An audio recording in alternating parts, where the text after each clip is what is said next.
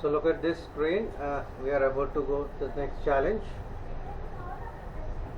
Look at your status here. Solved.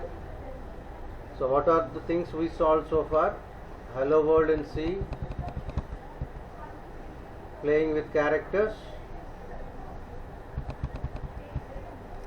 and sum and difference of two numbers, functions in C and pointers in C.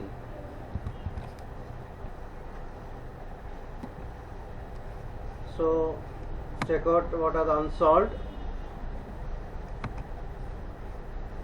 So we have many. Look at the skills: basic and intermediate, and difficulty easy, medium and hard. So we are going to conditional statements in C. It's an easy one, a basic level, and the maximum score is 10 and the success rate is 97.18. So solve challenge.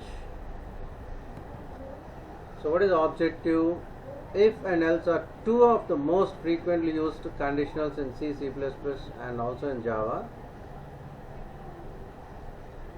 A bidirectional conditional statements: if the condition is true, the statement before else will be executed. If the condition is false, the statement after else will be executed.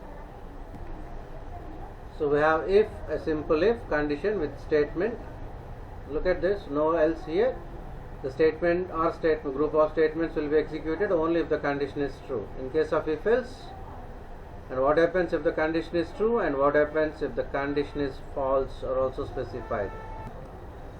So look at the syntax: if condition, statement 1, else statement 2, and so on. We can have one or more number of statements. If you have more than one statement between if and else, better use braces. So we have if else if ladder also. We can have any number of if else if statements. So what is the task here? If your sample input is 5 and you are supposed to get F5EE, if it is 8 you are supposed to get EIGHT. If your sample input is 44 and you are supposed to get greater than 9, so we are supposed to give the inputs up to 9 only. So what is the task? Given a positive integer, let it be n, it must be up to 9, and you print the lowercase English word. So ONE1 for 1 and TW2 for 2 and so on. If at all, if your input is greater than 9, you are supposed to print greater than 9. So look at the code, look at the declaration. Line number 8, n is declared, and line number 9 we use a scanf statement to read the data. Look at line number 10. If n is equal to 1, printf ONE1, else if n is equal to 2, printf TW2, and so on. If n is equal to 3 and it is 3HRE3, and so on up to 9. Look at that last else printf greater than 9.